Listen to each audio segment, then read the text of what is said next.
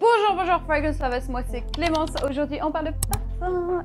Ah, j'arrête pas de faire ça. Oh. Je casse tout. Donc aujourd'hui c'est une grosse vidéo, on va parler de 5 collections de luxe que j'adore.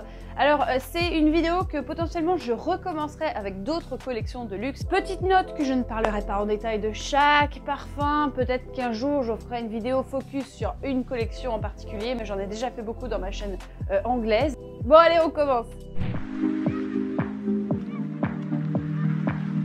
De vidéo me demande pas mal de préparation, donc n'hésitez pas à vous abonner pour soutenir, laisser un petit like, ça fait toujours plaisir.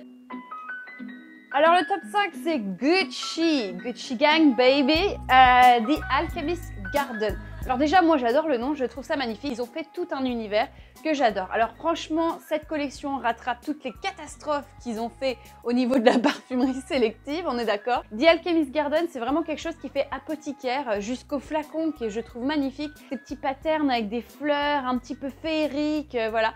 C'est vraiment très très joli, ça fait très vintage et d'ailleurs les parfums je trouve qu'ils ont tous ce côté du rétro mélangé à un petit peu de la modernité. Un peu poudré, je trouve qu'ils font plus artistique. Dans cette ligne là vous avez les Aqua Profumata. Ce sont des parfums qui sont très très frais, c'est une collection d'autres couleurs. Mais passons à la collection principale, les bouteilles noires, qui sont personnellement moi des choses sur lesquelles je vais beaucoup plus me tourner parce que j'aime les parfums un peu plus forts, hein. Ça c'est mon identité. Donc tu vas trouver par exemple Voice of the Snake qui est un oud, vous allez trouver Reason to Love, Midnight Stroll qui sont des parfums très encensés. C'est vraiment si vous avez un petit peu un mood un petit peu plus sérieux. Ensuite, vous avez Flacon Blanc, donc c'est celui qu'on retrouve le plus. C'est les parfums, on va dire, qui ont différentes identités. On retrouve des floraux, des ambrés, des machins, mais ils sont quand même un peu plus simples à porter que les flacons noirs. Tears for the Moon, Love at Your Darkest. Un des parfums que je préfère dans cette collection, c'est Eyes of the Tiger. On est sur un ambré.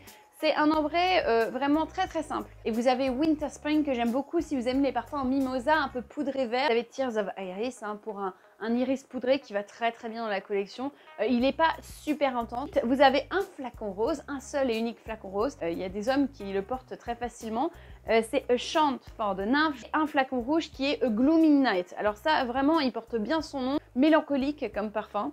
Et vous avez un flacon vert qui est 1921, donc là on est sur un citronné, moi je trouve qu'il fait un peu vintage Cologne aussi, ça fait un peu gentleman. Un flacon bleu qui est A Song for the Rose, et moi en tout cas ce que je vous conseille vraiment c'est Midnight Stroll, qui est vraiment un bel encens avec des notes vertes presque sapin. Et puis Voice of the Snake, j'adore le oud. Oud avec un petit peu de mystère, c'est pas le plus intense des ouds. Puis bon bah voilà, t'as Chant of the Nymph. C'est le plus populaire, je crois, et c'est clairement celui qu'il faut que vous essayiez vraiment parce qu'il est incroyable ce parfum. La fleur de frangipanier, t'as le côté un peu moneuil, un peu coconut, noix de coco, et puis c'est des fleurs jaunes, hein, ylang-ylang, donc c'est plein de charme, plein de solaire, c'est presque sweet en fait. Mon top 4, c'est la collection privée de Dior, des parfums intemporels, parfums que vous allez aimer porter tous les jours, et ça c'est vraiment la force des parfums Dior, je trouve. Et ça peut pas partir de la tendance puisque ce sont des intemporels, c'est couture,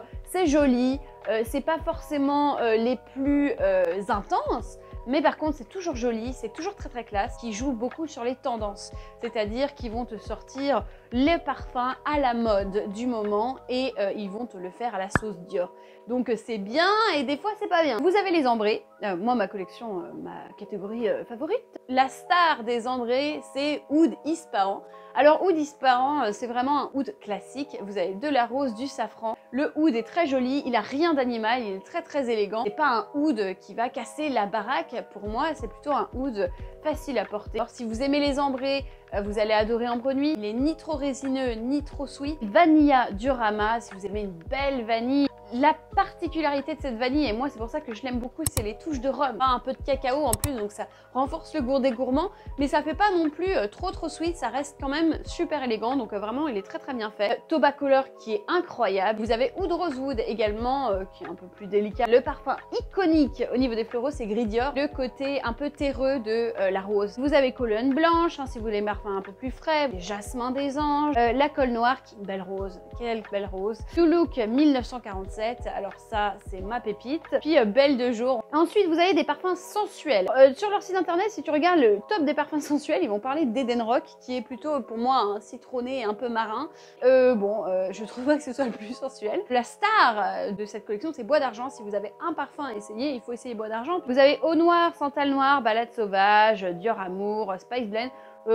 Moi, c'est pas des parfums qui m'ont transcendé, mais je les trouve très jolis. Les floraux doux, donc avec Lucky qui est so cute, avec des petites notes de muguet, très très mignon. Si vous n'êtes pas trop branché parfum très fort, que vous aimiez les parfums un peu intimes, je vous les recommande, ils sont très jolis.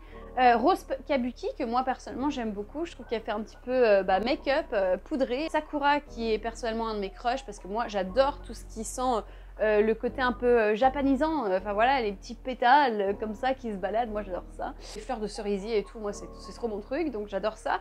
Thé Cachemire, qui est très joli, un petit parfum qui détend pour le dimanche. Rose Gypsy, je trouve qu'il y a beaucoup de roses quand même. Vous avez tout ce qui est floral fruité, alors la star c'est Rouge Trafalgar, qui a fait un tabac quand c'est sorti, alors forcément bien sûr, moi je trouve qu'il y avait un air de déjà vu. Vous avez des notes de cassis, féminin, voilà, de tous les jours. Oli Peony aussi qui est dans la même collection.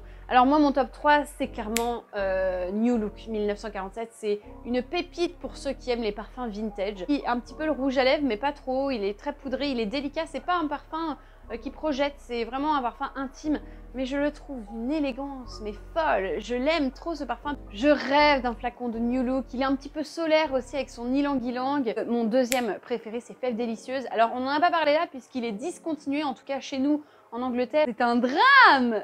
C'est une cerise tellement gourmande avec la fève tonka, tellement opulente, ça entend mais plein la figure. Enfin bref, si vous avez l'occasion de tester ce gourmand, en plus je trouve qu'il manque de gourmand à part vanille Diorama. Le top 1 en ce moment c'est Tobacolor, côté un petit peu prune dedans qui donne un petit côté liquoreux au parfum. Le tabac bien sûr qui est là, c'est vraiment un parfum, un beau parfum de gentleman. Fumer un petit cigare avec un petit col roulé et tu vas en date, c'est magnifique. C'est ce qui manquait, moi je trouve des fois chez Dior, c'est la profondeur. Là, t'envoies là, tu projettes. En numéro 3, c'est Yves Saint Laurent, le vestiaire. Alors ça, c'est une énorme collection incontournable de la vie de tous les jours. C'est facile à porter. C'est le parfum que tu vas utiliser pour aller bosser, c'est le parfum que tu vas utiliser dans la journée. Ça peut potentiellement être des parfums signature. Chez Yves Saint Laurent, tu te balades avec un blazer noir, des petites lunettes et c'est bon. Less is more, tu vois, j'en fais moins mais j'ai l'air super cool. Donc vous avez la collection signature. Alors je vais pas tout vous citer parce que c'est trop. Et, des tuxedos, des blouses, des cabans, vous avez des caftans trench, rouge velours que j'adore personnellement. C'est super simple. Après des fois je trouve ça un peu cher du coup. Mais bon, autre chose. Hier vous avez une autre partie de la collection qui s'appelle la collection rêvée. Alors ça c'est ma cam. Ça c'est mon truc personnellement, j'adore. C'est des parfums intenses. Là il faut essayer. Là, par exemple tu vois la collection signature, tu peux faire des blind buy. Hein. Tu lis la description, bon vas-y, si tu as de l'argent à mettre, tu vas pas non plus être surprise. Mais la collection rêvée, vous avez des ingrédients très très forts, vous avez une richesse d'ingrédients incroyable, comme Atlas Garden, Supreme Bouquet, qui sont des bouquets magnifiquement intenses, avec plein de profondeur. Ils t'en mettent plein la vue. Slick Suede Magnification Gold qui est incroyable. Exquisite en broderie, c'est vraiment des parfums, voilà, ça envoie, c'est beau. Tu vas en date, tu vas à une partie, tu veux que tout le monde te sente dans la pièce, c'est ces parfums-là. Et enfin, vous avez avec la collection couture qui est souvent juste en boutique. Moi, mon top 3 là-dedans, c'est Tuxedo. Ah, si vous en avez un à essayer, c'est Tuxedo. Du patchouli, de l'ambre gris à la base, ça soutient un peu, puis c'est surtout ces feuilles de violette quoi, qui sont là, qui donnent un côté super charmant. T'as envie de lui faire des câlins à cette personne. C'est hyper classe, et puis ça se porte tous les jours si tu veux. C'est un beau contraste entre quelque chose de frais et de chaleureux. C'est complexe, c'est vraiment un must-have. Ensuite, pour moi, c'est Slick Suede. C'est de l'encens, du oud et de la fève de cacao. Donc c'est hyper gourmand et c'est hyper velours. C'est tellement rond. Il va être discontinué, donc essayez-le. Je comprends pas pourquoi tous mes trucs préférés sont discontinués. Le problème de ma vie, t'as l'impression d'avoir quelque chose de liquoreux, puis un peu de Nutella, voilà, c'est une tuerie. Il est trop beau. Puis le dernier, c'est Baby Cat. Baby Cat, c'est un des nouveaux du coup de la collection vestiaire. Je vous recommande d'essayer. D'ailleurs, je trouve que c'est un des plus fort de la collection Signature. Une vanille un peu fraîche avec des notes d'olibanum, donc il y a quelque chose un petit peu résineux hein, quand même derrière, un peu mystérieux. Ça sent le luxe et puis c'est tellement velours, un peu daim, tu vois la matière daim, c'est encapsulé dans quelque chose d'un peu encens et puis ça projette les gars. Oh, et sexy, il est addictif sans être trop sweet. Bref, moi j'adore, à essayer. Bien sûr, vous en doutez bien, c'est Chanel les exclusifs. Alors bon, c'est pas un secret, si vous me suivez, vous savez que moi j'ai bossé pour la marque pendant longtemps. J'étais expert parfum dans la marque et j'ai aussi fait mes études avec la marque. Bon voilà quoi, je suis un produit de chez Chanel.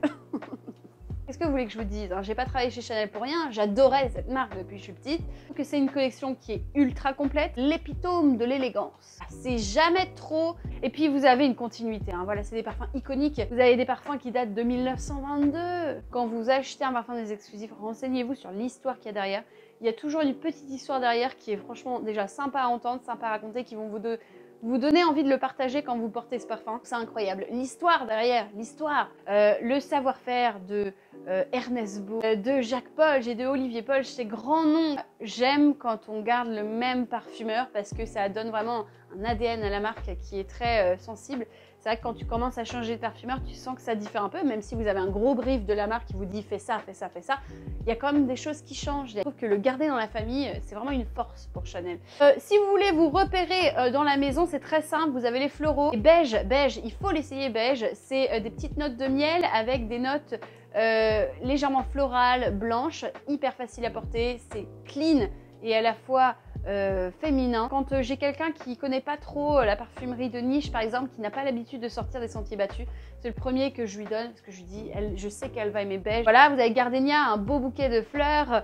Vous avez le numéro 22 qui est une autre version du numéro 5 qui a été choisi après le numéro 5 et qui est sorti une année après le numéro 5, donc en 1922, donc c'est une parcelle d'histoire. Et la Posa qui est plus sur des notes d'iris. Vous avez tout ce qui est aromatique, vous avez Jersey, une vanille et une lavande incroyable. C'est un parfum détente, un parfum relax, un parfum de vacances. J'avais tendance à le sprayer beaucoup sur mon lieu de travail pour détendre les esprits. Moi je passais avec mon Jersey comme ça, là, coucou, t'as l'air stressé, tiens, sans ça, ça va aller mieux. Et l'eau de Cologne, bon voilà, ça c'est une classique, c'est Belle Respiro. Belle Respiro, ce sont des beaux aromatiques, basilic, des notes comme ça, vraiment t'as l'impression d'être dans un jardin d'aromatiques. La maison Belle Respiro était dans la campagne de Paris, si je me trompe pas, à Garches. Un parfum pour les citadins, mais qui ont envie de s'évader. Les ambrés et les boisés. Alors on n'a pas vraiment beaucoup d'ambrés vraiment chez Chanel, à part Coromandel. La star des exclusifs, frankincense, comme on dit. Complètement ensorcelé. C'est pas l'ambré de base, tu vois, c'est un bel ambré, il est travaillé, il a de la richesse, tu sens un ingrédient une fois sur toi, t'en sens plusieurs, il est enveloppant au possible, il n'a aucun genre, il n'est ni sweet ni trop masculin, c'est une parfaite balance. Sycomore, si vous aimez les boisés fumés, un peu terreux, il est dingue. Sur les hommes, c'est d'une élégance, c'est le gentleman. Vous avez Cuir de Russie, un des classiques. N'oubliez pas Bois des Îles. Les consultants le mettent de côté alors que n'oublions pas que Bois des Îles, c'est un boisé mais rond. Alors il a de la profondeur. Le premier parfum qui a été créé pour les femmes. Donc parfum boisé qui a été créé pour les femmes. On parle beaucoup de numéro 5 qui a fait une révolution, mais parlons de Bois des Îles qui a un petit côté exotique derrière, c'est super. Vous avez le seul chypré de la collection. À quoi que maintenant on pourrait changer, parce que j'ai oublié d'en mentionner un, c'est 31 rue Cambon. Si vous aimez le côté couture d'un beau chypré, ça c'est un vrai chypré. Vous avez des notes citronnées au-dessus, plutôt le côté mousseux. Et puis bien sûr le Ciste Snap qui fait tout du chypré, c'est-à-dire des petites notes qui vont faire un peu cuir, même si c'est une plante. Tu vois de la haute couture, c'est rue Cambon. Voilà, c'est le parfum signature de ma mère d'ailleurs. Et le lion aussi, hein, si vous voulez partir sur un cuiré complètement dingue. Vraiment une création d'Olivier Polge qui m'a mis sur les fesses. Tu sprays une fois, t'as l'impression que c'est bon, t'as fini de te parfumer pour toute ta vie. Et puis vous avez aussi Missia que j'ai oublié, qui sent le rouge à lèvres des années 50. Mélange de rose et violette dedans et tellement poudré et tellement imposant. Numéro 18, qui est le seul parfum que j'aime pas de la collection, je suis désolée, ça sent un peu métallique, l'ambrette au maximum, c'est pas mon truc. Le top 3, c'est 1957, je vous ai pas parlé de celui-là, c'est le seul qui est un peu en dehors. C'est un musqué, c'est le premier qui est musqué, mais du musc blanc. 3 couches de musc blanc, donc ça fait coton non genré, tu ne sens pas le genre là-dedans. C'est d'une beauté pour tous les jours. Ça te fait un câlin tout en étant frais. Coromandel, bien sûr, hein, je vous en ai déjà parlé, top 2. Et puis mon numéro 1, c'est numéro 22 parce que moi, je suis une fille numéro 5 et donc je suis obligée d'aimer numéro 22. C'est très rare quand je l'ai montré que les gens l'adoraient. Il faut aimer hein, les parfums vintage, les aldéhydes qui sont là, qui sont très pétillantes dedans. J'aimerais pouvoir vous dire toutes les histoires. Je l'ai fait en anglais sur une vidéo anglaise. Mais ouais, c'était ma passion. Moi, c'était mon travail de toute façon de faire des masterclass parfums. Je parlais des histoires de chaque parfum comme si c'était ma propre vie. J'aimais beaucoup partager là-dessus. Donc voilà, je pense que vous le sentez bien, hein, que je suis toujours heureuse de parler de ces parfums. Donc voilà, dites-moi, est-ce que vous préférez dans chacune de ces collections-là? N'hésitez pas à vous abonner, laisser un petit like. Et puis j'espère, je vous vois très vite. Allez, bye now!